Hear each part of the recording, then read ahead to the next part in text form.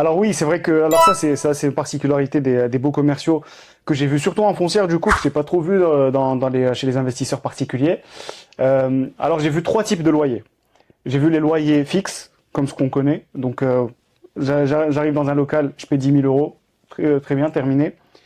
J'ai vu les loyers à partie variable. Alors c'est quoi? Alors je vais plutôt commencer par l'autre. Les loyers full variable. Ça veut dire quoi? Ça veut dire que moi en tant que propriétaire de la foncière, je vais, comment dire, je vais porter le risque, entre guillemets, mais également le résultat, avec le locataire. D'accord. Donc il y a un locataire, j'ai Zara qui vient.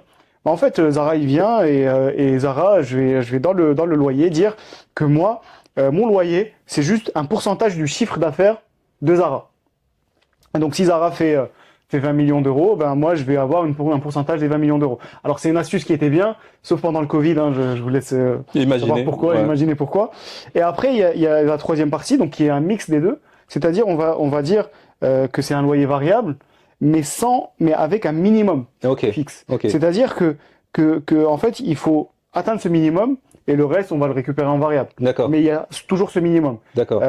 J'ai oublié le nom exact du terme, mais effectivement, pour améliorer le rendement et si jamais on a des entreprises, des grandes entreprises, ou bien une certaine attractivité dans notre soit centre commercial, ou bien même dans des loyers commerciaux comme des bureaux, etc., c'est de pouvoir justement porter le risque sur des loyers variables D'accord. avec les gens.